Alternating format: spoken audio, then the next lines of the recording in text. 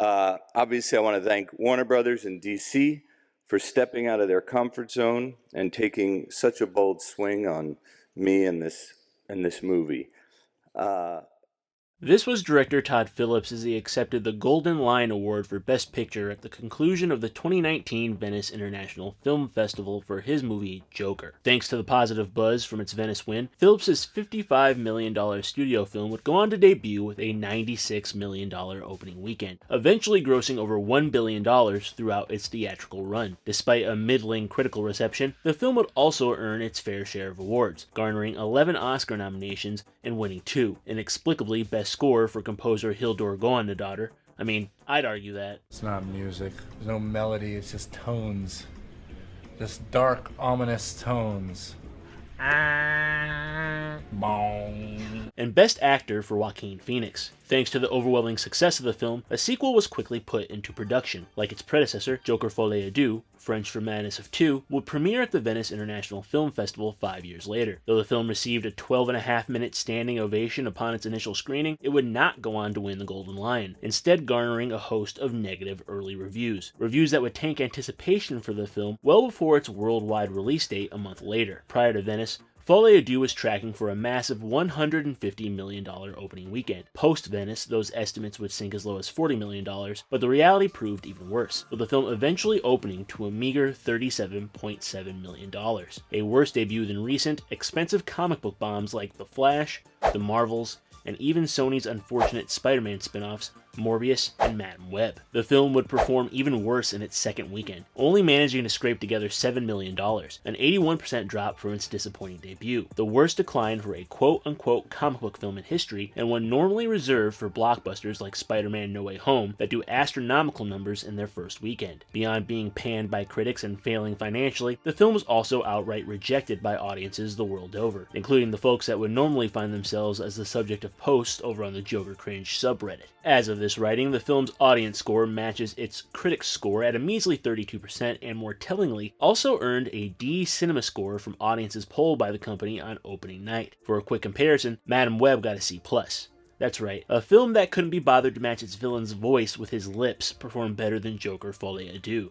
I agreed to provide security for you because I thought you were close to finding the spider. Following its disastrous performance, entertainment insiders began conducting postmortems to figure out exactly what went wrong. Some pointed to the allegedly contentious relationship between writer and director Todd Phillips and the new heads of DC Studios, filmmaker James Gunn and producer Peter Safran. Though Gunn championed the film publicly, he was keen to emphasize that Phillips' film was not part of his upcoming rebooted DC universe. And while he and Safran did attend a director's screening of the film as a courtesy, the studio heads were conspicuously absent from the film's world premiere, a stark contrast from their attendance at the premiere of The Penguin, the excellent new HBO television series set in the world of Matt Reeves' The Batman that similarly stands apart from Gunn and Safran's universe. Phillips has similarly done everything in his power to distance his film from Gunn and Safran's work. When asked whether the pair had any creative input, Phillips had this to say: "With all due respect to Gunn and Safran, this is kind of a Warner Brothers movie. It is not like DC proper, even though it'll say DC after." Others pointed to the absence of Phillips' former producing partner, actor, writer, and director Bradley Cooper.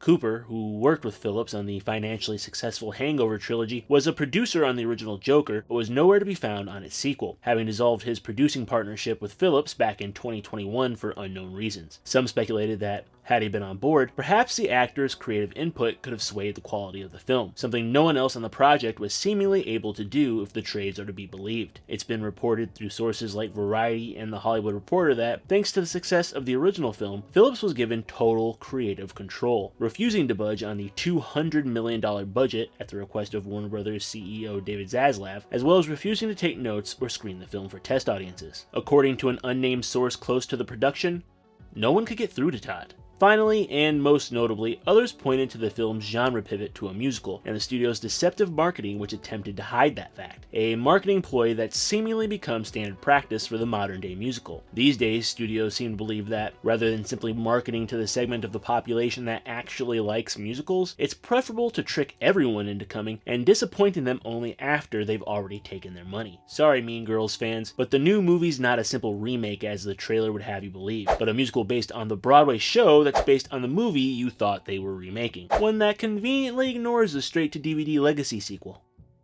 But I digress. While there may or may not be kernels of truth for all of these factors, I believe the real reason Joker Folie, a pretentious title, failed is much more straightforward. It's bad. And further, the first film is bad. Joker was never good, and if anything, its sequel is better. It's been discussed ad nauseum at this point, but Phillips' first Joker is a Martin Scorsese pastiche that pushes the boundaries of inspiration well into outright theft, lazily jamming together themes and plot elements from Scorsese's films Taxi Driver and The King of Comedy. Phillips positions his protagonist, Phoenix's Arthur Fleck, as a cross between Driver's Travis Bickle and comedy's Rupert Pupkin, before constructing a narrative that threads the needle between both without offering any sort of real arc for its characters or perspective on the issues it raises. When we meet Arthur Fleck, he's already a deeply disturbed societal outcast, a man who works for a clowning agency, which I guess is a thing, who already writes his disturbed thoughts in a notebook with a thick serial killer scrawl when he isn't taping adult materials to the pages.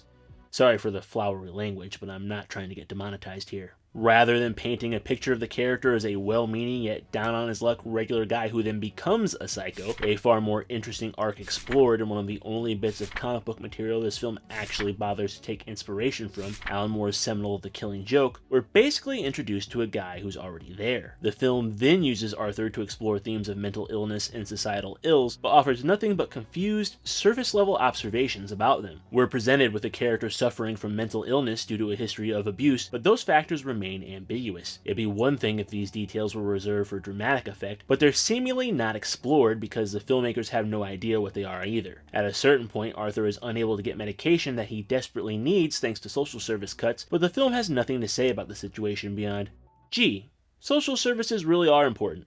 And most gallingly, the film seems confused about whether or not it's championing or damning Arthur. Throughout the film, many characters verbally condemn Arthur's actions, particularly De Niro's talk show host Murray Franklin. You finished?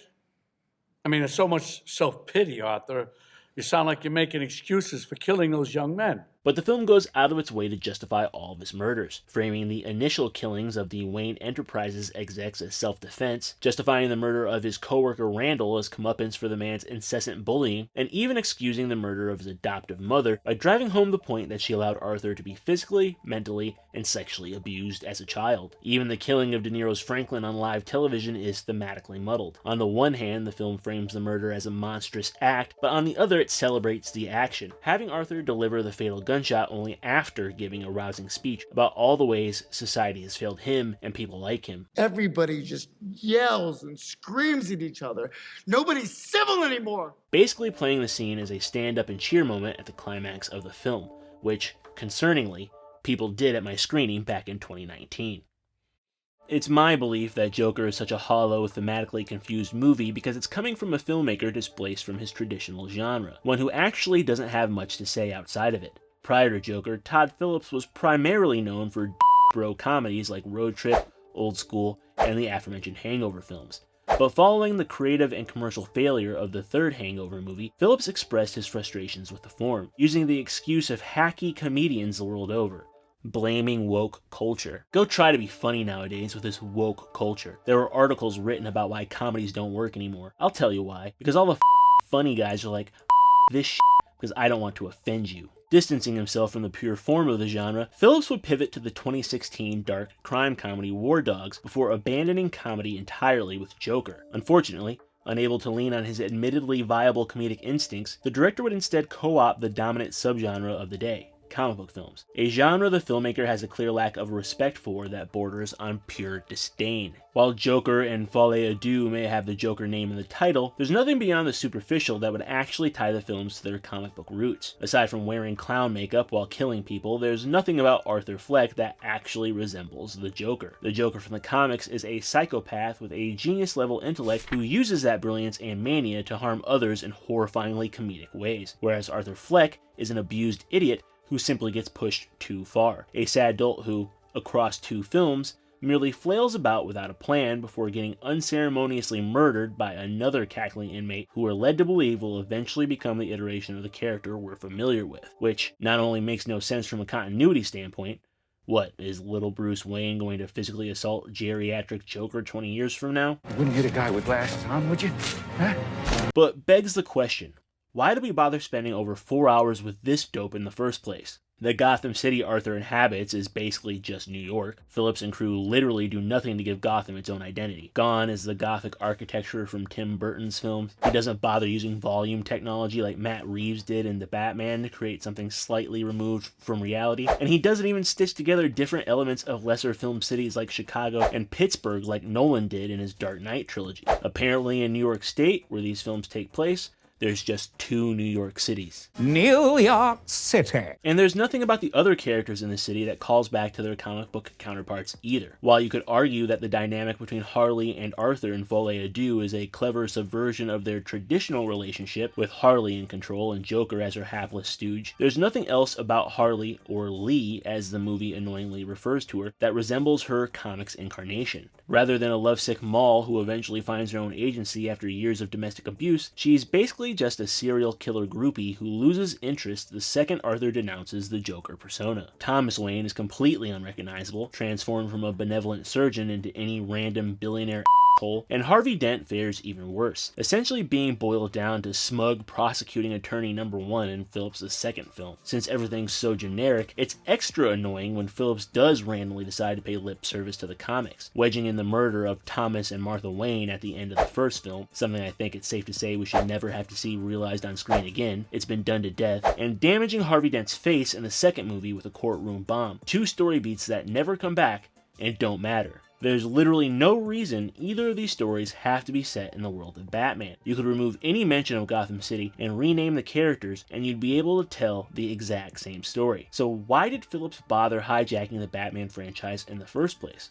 Well, the answer is because he couldn't get the film made otherwise. Before the release of the first Joker, Phillips had this to say about the project. I literally described Joaquin at one point in those 3 months as like, look at this as a way to sneak a real movie in the studio system under the guise of a comic book film. Let's make a real movie with a real budget and we'll call it Joker. That's what it was. This quote echoes the sentiments of Joker producer and cinematic legend Martin Scorsese, who infamously claimed that comic book films aren't true cinema. While Scorsese's comments were misguided and uninformed, I mean, in the same quote he admits to not even watching comic book movies, they at least come from a respected filmmaker who's established himself as a cinematic institution over a long and storied career. On the other hand, this pretension coming from Phillips, a filmmaker who believes the height of comedy is joking about Ed Helms getting by a transsexual sex worker, is just laughable. Shoot my into you, shoot your on the floor. Yeah, you're me. My bottom. Todd Phillips' quote-unquote real films are essentially cinematic works built on a foundation of sand and fog. Hollow Martin Scorsese fanfiction from an arrogant auteur that hijacks an established brand because the material isn't strong enough to be made on its own. The first is a brain-dead rendition of Taxi Driver, and the second is a vacant relitigation of the first that only got made because the original was financially successful. To draw a comparison that would surely annoy Phillips and his refined cinematic tastes, if I could compare his films to anything, it would be Sony's 2 Amazing Spider-Man movies. You have the initial entry that's essentially a soulless carbon copy of a better film, in the case of Amazing, Sam Raimi's original Spider-Man, followed by a sequel that, while objectively worse than the original, This is not it, Spider! should at least get credit for being its own movie that takes bold, if misguided swings. Speaking of big swings, the decision to make Folly of Deuce a musical starring Lady Gaga is pretty brave, even if Phillips does kneecap her harder than Tanya Harding at every turn. Let me know what you thought about Joker and Joker Folie of Deuce down in the comment section below. Like me, do you think both movies are terrible, or were you a fan of the first film that got let down by the second? Let me know. I'd also like to ask that, if you liked this video, please click the like button, click the bell, press subscribe, and share it with a friend. I'd like to say thanks in advance, thanks for watching, and until next time, peace.